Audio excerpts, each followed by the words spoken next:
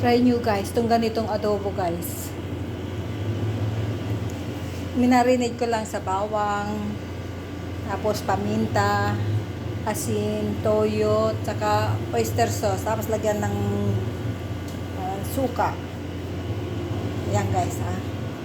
Tapos patuluan nyo lang siya ng konting mantika. Huwag nyo nang igisa. Marinate nyo lang siya. Gano'n ang pagkaano dyan. Tsaka damihan nyo ng bawang guys. Yun ang nagpapasarap dito sa adobo natin guys. Tapos pag naluto na, ayan na. Babawang ko siya ng sibuyas. At saka, eto, konting sili na maanghang na berde. Dahil alam naman natin, ang mga lalaki dito, gusto nila yung medyo maanghang-anghang. Yan guys. Oh. Ang sarap ng guys, yung bawang talagang lasa-lasa kasi ginigiling ko yung bawang. Ganyan ang ginagawa ko guys. Oh. Yan. Tapos, eto, longganisa guys. Pang breakfast naman ito. Kailangan ang ginagawa ko dito, hindi ko siya pinapakulo ng tubig. Kailangan mahina lang yung apoy. Ang ginagawa ko, tapos ano ko ng mantika yun. Siya na nagmamantika, lagyan ko lang, tinatuluan ko lang siya ng konting mantika yan. Kailangan mahina lang guys para maluto siya. Kahit wag niyo na siyang lagyan ng tubig na pakuluan. Diyan na lang ganyan guys. Diba? Breakfast nila ito guys. Tapos ang terno nito, itlog, tapos saka hotdog. Yan. Pang breakfast talaga. Tapos yung sa styro pa, may sinigang panghipon eh. Yan ang ko dyan. No? Yan guys. Ang sarap ng lasa guys nito. Kasi syempre luto ko eh. Sabi ganun eh.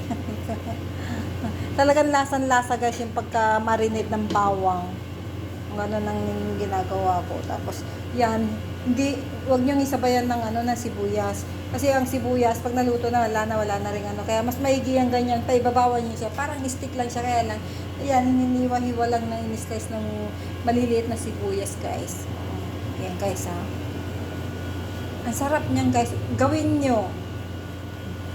Kung pwede lang na patikman ko kayo sa luto ko, papatikim ko eh. Kaya laging ubos yung mga luto ni Aling Maris. Ayan. Kaya sa akin, yung mga tao, nagkano sila, katulad na naman ngayon, naggawa na naman sila ng group chat sa isang kasi sa mga Ramadan, iba yung oras, kaya ayan, oh. Ayan guys, okay na siya guys, luto na siya. Kasi tapos na siyang napakuluan, tapos na siyang ayan. Kumbaga sa ayan. Hindi mo naman pwede siyang patuyuin.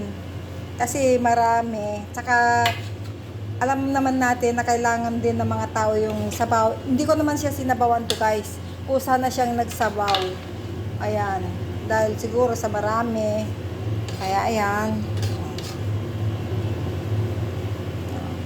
Kahit pagod guys, alam nyo ang lang sa akin. Lagi lang ubos yung paninda ko. Okay na sa akin yun. Kahit sobrang pagod ko. Kaya pag yung talagang antok na ako, katulad ngayon ng oras na. Tapos 4:30 sila magkukuha ng pagkain. Wala na. Talagang na naman ng beauty. Hindi ko na maayos ang sarili ko. Okay na guys. Ayun pa yung isang kasirola na kasalang.